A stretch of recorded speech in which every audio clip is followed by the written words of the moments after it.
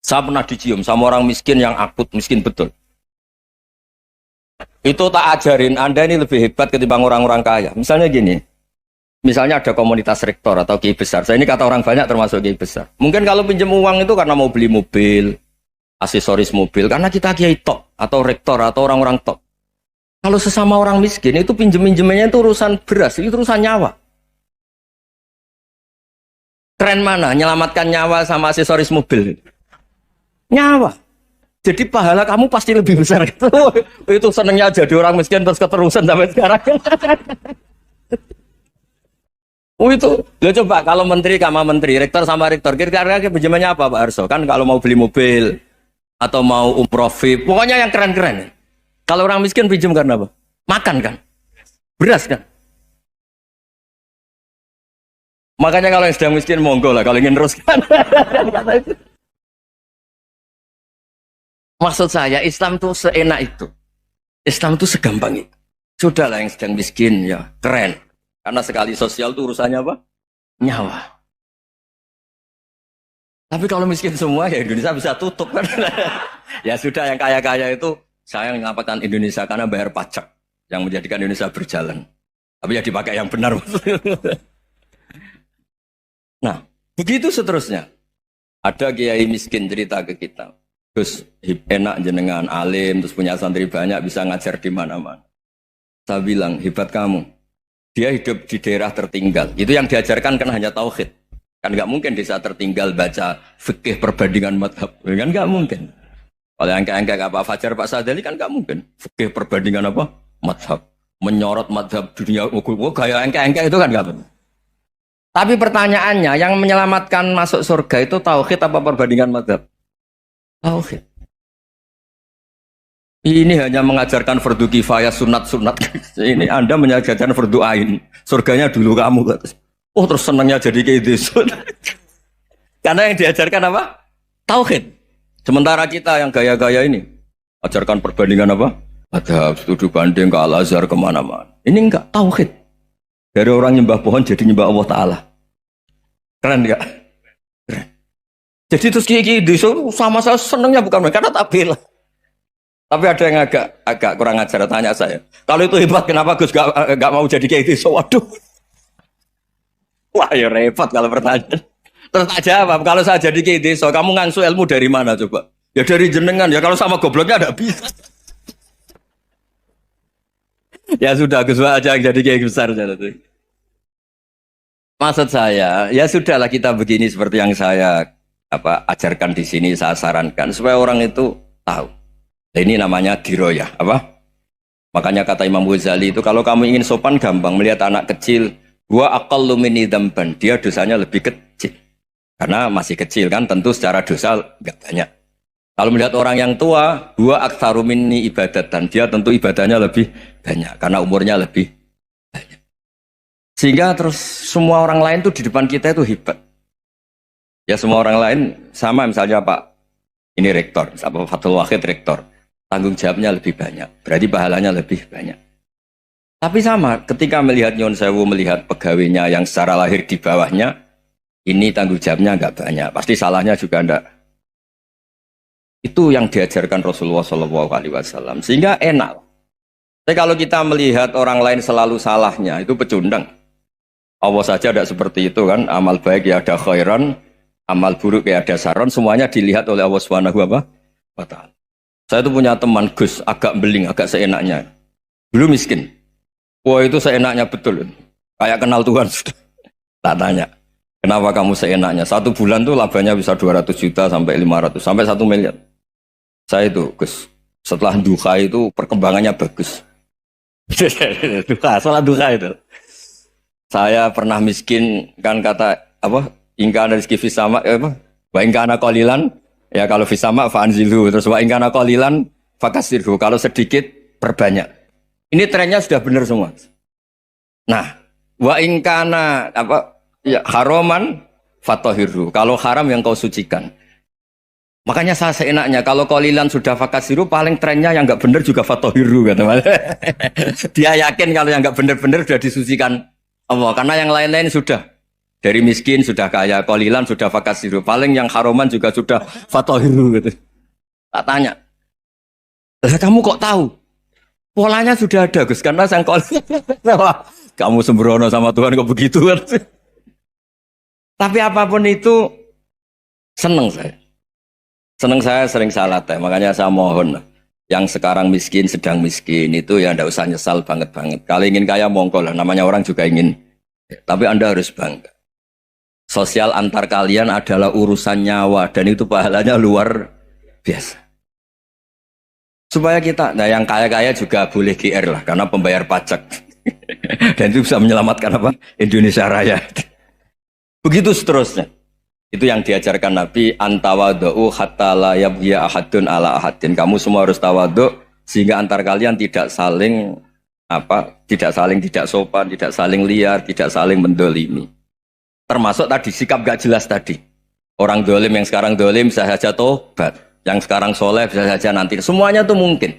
Kita diajari ya muqallibal qulub tsabbit qalbi ala dini. Jadi keliru kalau kita dalam banyak hal harus tegas, gak mesti. Al halalu bayyinun wal haramu bayyinun. Tapi ada wa bainahuma umurun mustabihat. Ada yang wilayahnya itu abu-abu. Misalnya ada perempuan cantik, misalnya contoh paling gampang. Kalau kamu ajari secara serius, kamu bisa saja tergoda jadi fitnah. Tapi kalau orang soleh gak berani ngajarin, kemudian digunakan orang fasik, malah menjadi orang nakal, kita juga tanggung jawab. Kamu mau tegas gimana? Wilayahnya sama-sama mungkin. Wilayahnya sama-sama mungkin. Yang dekat pejabat mungkin terkontaminasi KKN. Tapi kalau pejabat gak dekati orang soleh, punya perilaku yang gak soleh, yang repot juga Indonesia kan? Nah hal-hal seperti itu kita tidak perlu ngambil sikap. Maksudnya nggak usah ngambil sikap, ya kita buktikan kalau milih satu madzhab, kita buktikan semuanya lebih baik, semuanya lebih bermanfaat, semuanya lebih berperadaban. Karena nggak bisa dihindari wa bainahuma. Termasuk nyuwun sewu, saya mohon maaf sama mulai Pak Harso, Pak Lutfi sampai Pak Fathul Wahid. Saya ini termasuk kiai yang nggak suka dekat sama orang-orang top. Bukan karena hasud. Memang konstitusi kiai harus gitu lah, tamud dan na'inaika.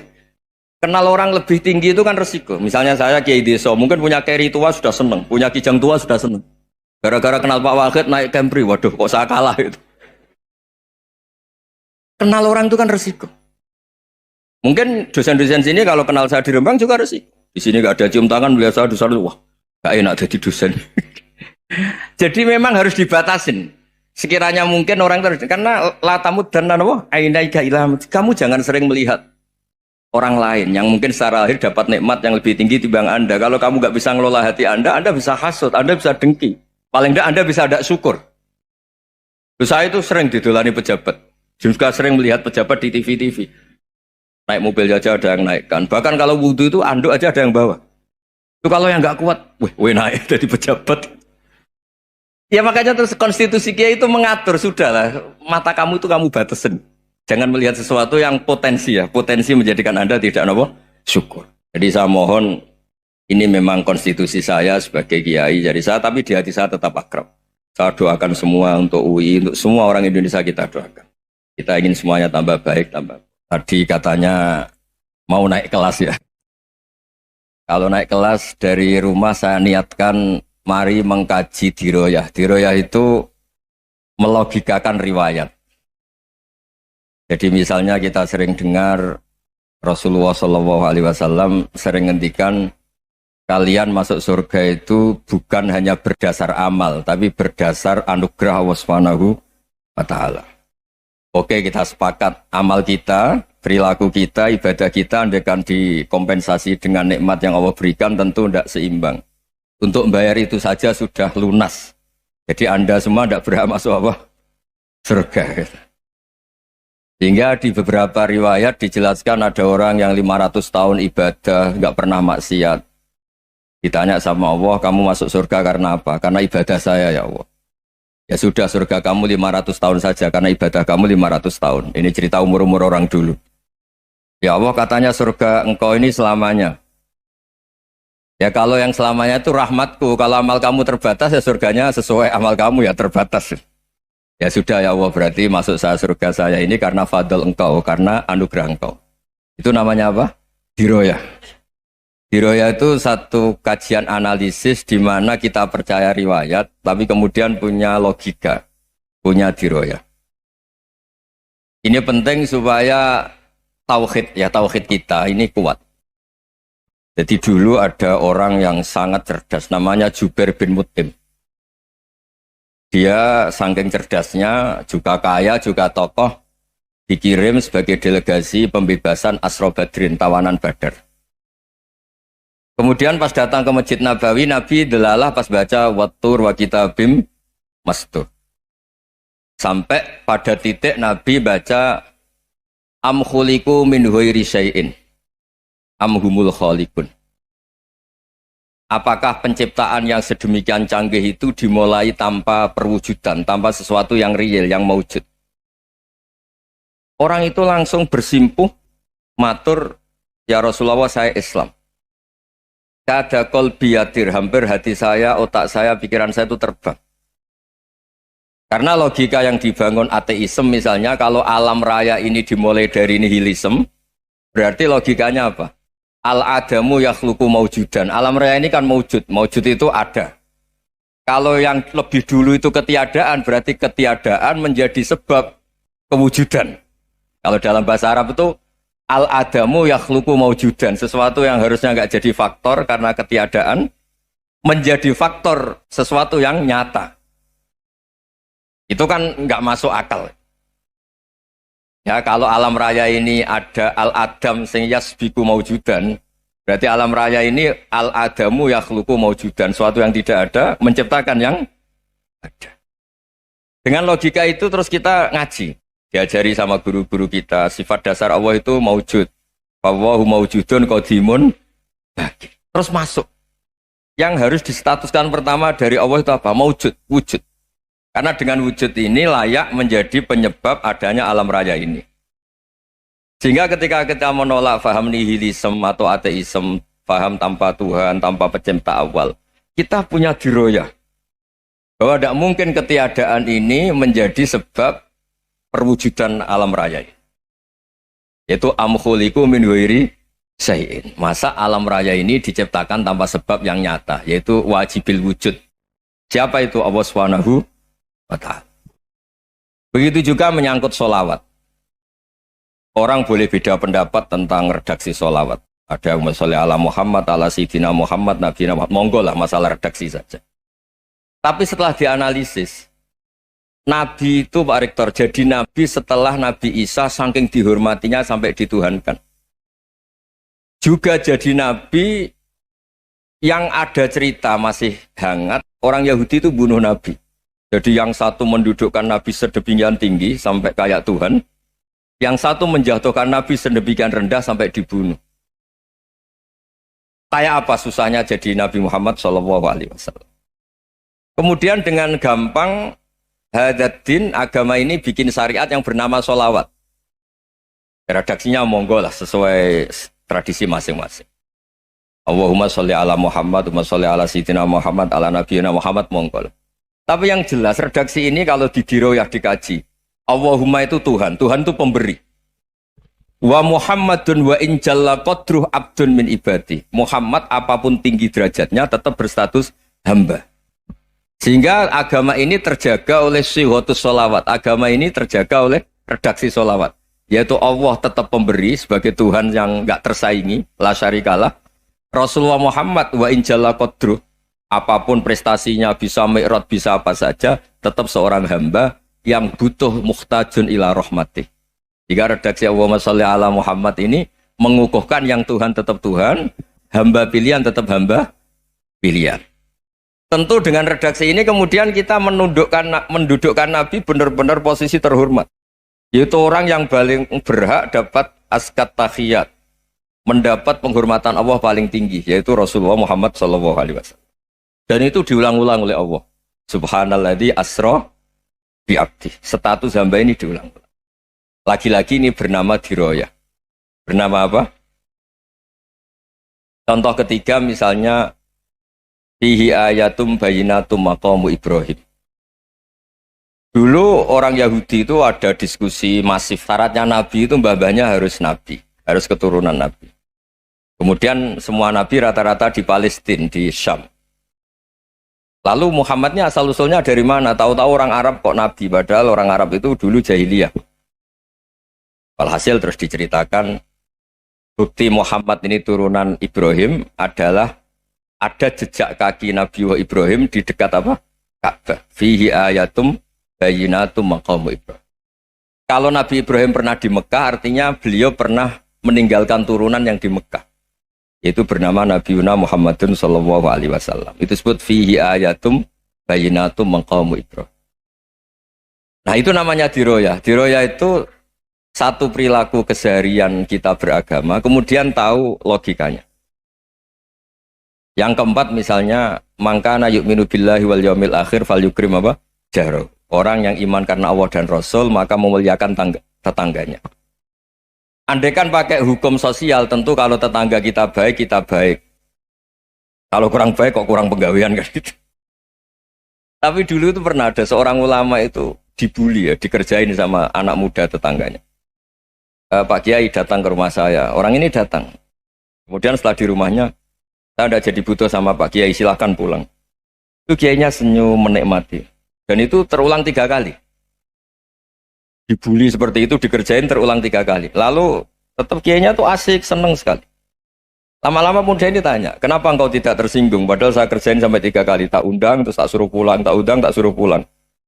Kata Kiai tadi, yang memerintahkan baik sama tetangga itu Allah. Jadi saya nikmati ketika bisa baik sama Anda.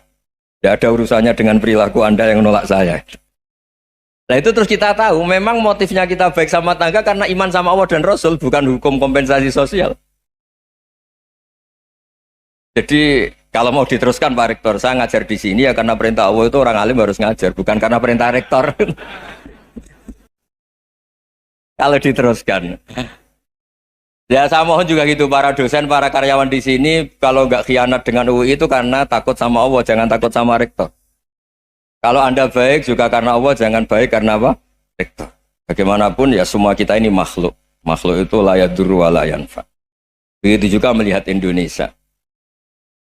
Melihat saya ini kan ikut di UI itu lama sekali ikut sama Profesor Zeni dari Profesor Zeni nulis tafsir. Mungkin Pak Hersoyo tahu banyak, dulu Pak Lutfi ya tahu banyak. Tapi saya memang nggak pernah terbuka karena ya memang nggak ingin sebenarnya. Kondisi ini kondisi darurat. Sehingga saya tahu cara berpikir Profesor Zeni, ya tahu komitmen beliau pada UI. Dan pendiri UI memang ya banyak yang dari tokoh NU, Muhammadiyah, dari tokoh-tokoh ormas yang lain memang didirikan banyak orang. Hingga UI memang nggak milih ormas apa tertentu. Dari satu sisi memang baik, nggak dikuasai ormas tertentu. Tapi nanti kalau keterusan ya nggak berbentuk. Ya sudahlah dikelola saja. Sambil-sambil jelas, sambil-sambil kadang nggak jelas. Yang penting ikhlas tadi. Karena kalau terlalu asobia itu jadi repot. Kita ini yang nekuni fikih itu tahu. Kalau tidak kuno itu madhabnya Hanafi. Kuno itu madhabnya Syafi'i. Tahu-tahu seakan-akan Imam Syafi'i itu NU, Imam Abu Hanifah itu Muhammadiyah. Padahal ini orang-orang yang sebelum NU dan apa? Muhammadiyah. Jadi kalau kita yang nekuni ilmu itu biasa saja dengan perbedaan. Tapi kalau orang-orang yang nggak siap dengan perbedaan itu sampai Allah disifati Ta'ala itu tidak terima. Padahal Ta'ala itu maknanya Maha Luhur, yang Maha Agung. Jadi ada seorang kiai kebetulan pidato pertama Pak Rektor. Assalamualaikum warahmatullahi ta'ala wabarakatuh.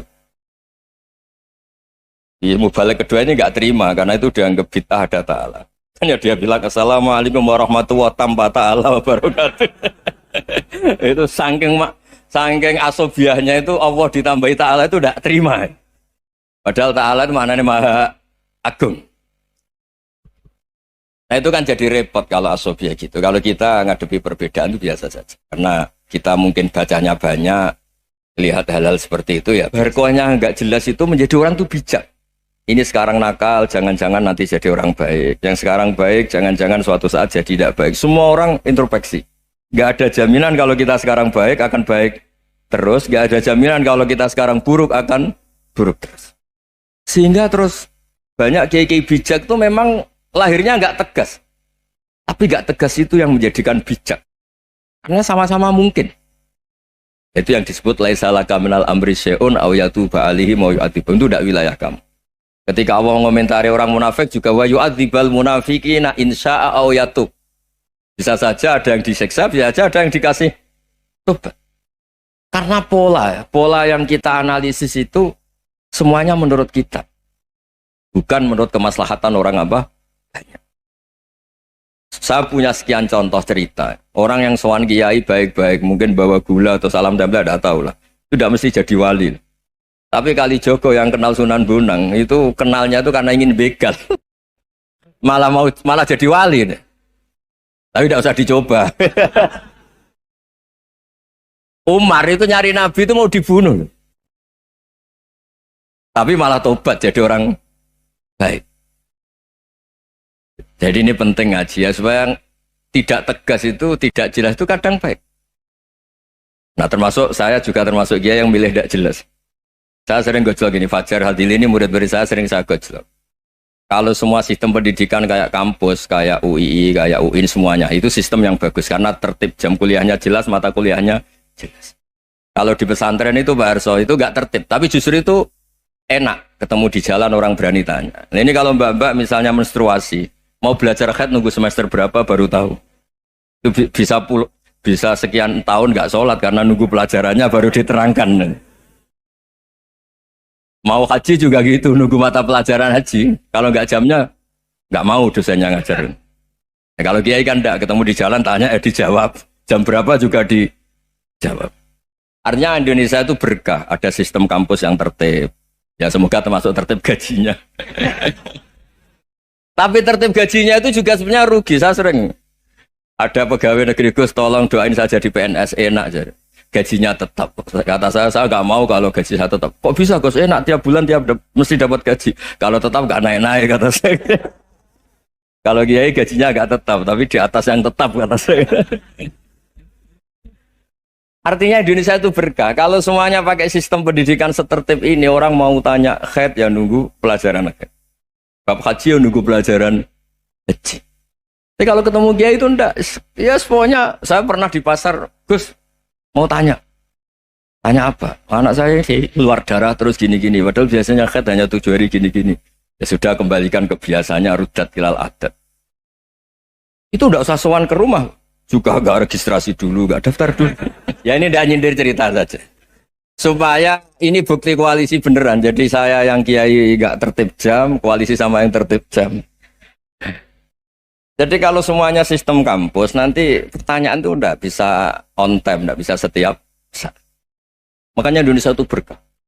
Kiai-kiai yang alim yang di jalan-jalan banyak. Juga kiai yang di kampus dokter-dokter fikih banyak.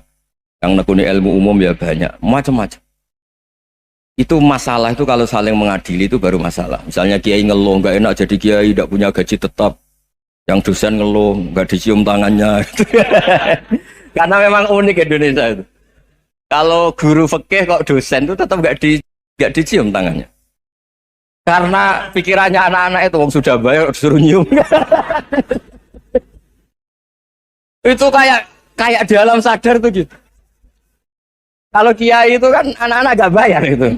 Ya opanya cium tangan itu. Makanya kalau kiai tidak keramat bisa mati karena dicium tangannya doang itu bisa mati itu kiainya. Ya ini cerita. Supaya saling menghormati, saling. Nah dulu itu perbedaan itu urusan sudut pandang. Ya saya ulang lagi, perbedaan itu sudut. Allah yang Tuhan saja sering didebat sama nabi-nabinya. Karena urusan sudut pandang, Saya beri contoh ya. Suatu saat Khalilur Rahman Ibrahim itu saatnya meninggal sama Allah, Israel disuruh. Itu Ibrahim saatnya meninggal, ambil nyawanya. Setelah datang ke Ibrahim, ya Khalilur Rahman Ibrahim, saya disuruh nyabut nyawa Anda. Itu Israel dipaksa mikir sama Ibrahim. Hal ra'aita khalilan yumitu khalilah. Kamu tahu orang yang mencintai kemudian bunuh yang dicintai. Itu logika agak benar. Akhirnya Israel kan gak biasa debat. Kan gak dilatih debat. Gak pernah ikut lomba UI debat ilmiah. Dia taunya nyambut nyawa aja. Kembali ke Allah. Ya Allah, kata Ibrahim, hal ra'aita khalilan yumitu khalilah. Masa kekasih bunuh yang dicintai ya. Tapi kata Allah santai. Bilang ke Ibrahim, hal ra'aita habiban yakrahu ayyalqa habibah. Masa katanya dia cinta saya, kemudian ketemu saya tidak berani. Israel mater lagi. Logikanya gini, Ibrahim, masa yang dicintai sama yang ketemu yang dicintai nggak berani? Ya udah ketemu aja. Satunya yang meninggal itu. Artinya kamu bisa saja GR tidak mati-mati karena merasa dicintai. atau ingin mati karena mencintai. Nah, maksud saya hal-hal seperti ini orang UI pasti gak jelas. Katanya cinta Allah suruh mati ya nggak mau. Gak jelas kan? Dibilang gak cinta juga gak mau. Tapi dibilang cinta kalau ukurannya mati juga gak mau. Nah, tapi dalam banyak hal gak jelas itu penting, Pak Rektor. Penting sekali. Buatan guyon. Saya beri contoh sekian ilmiah, gak jelas itu penting. Rasulullah Shallallahu Alaihi Wasallam itu dalam banyak hal itu disuruh Allah, memang disuruh supaya ngambil sikap seperti itu. Karena Allah itu punya otoritas penuh untuk bikin orang itu baik atau tidak baik. Wahsy itu yang membunuh Sayyid Hamzah, orang paling dicintai Nabi, di antara yang dicintai Nabi. Qatalahu Wahsyun, dibunuh oleh Wahsy. Nabi secara basarnya itu nggak suka sama Wahsy. Sampai cara lahir ya ingin corong Jawa ingin masuk nol. Tapi apa kata Allah? Laisa laka minal amri syai'un aw yatuba alaihim aw yu'adziba. Itu tidak wilayah kamu Muhammad. Malah Wahsy dikasih tobat sama Allah.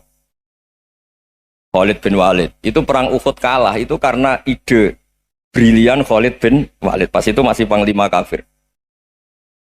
Yaitu pura-pura kalah, ghanimah dilepas, sahabat turun, pasukannya naik, walhasil orang Islam kalah. Khalid bin Walid akhirnya juga masuk Islam. Orang yang secara basariah Nabi itu gak siap. Kebalikannya juga ada. Sa'labah itu orang sampai tempat gelar Hamamatul Masjid. Ini pas ngaji mesti ingat. Salah. Dia di masjid terus. Setiap habis salam tuh lari. Karena istrinya Nyun Sewu masih berpakaian yang tidak pantas. Kenapa engkau terburu-buru pulang? Pakaian yang dipakai istri saya sekarang saya pakai. Ya pakaian sarung itu kayak Pak Rektor kan fleksibel. Ini khusus mau Ramadan. Tidak akan sarungan terus. Gak usah khawatir. Jadi ini tadi sudah perjanjian. Saya yang kiai celananan, beliau yang rektor pakai sarung. Jadi, iya.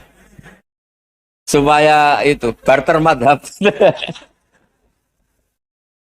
Tapi hanya sekali ini aja, bukan. Jadi jangan diharapkan ini jadi tontonan terus-menerus. Dan ini barter madhab.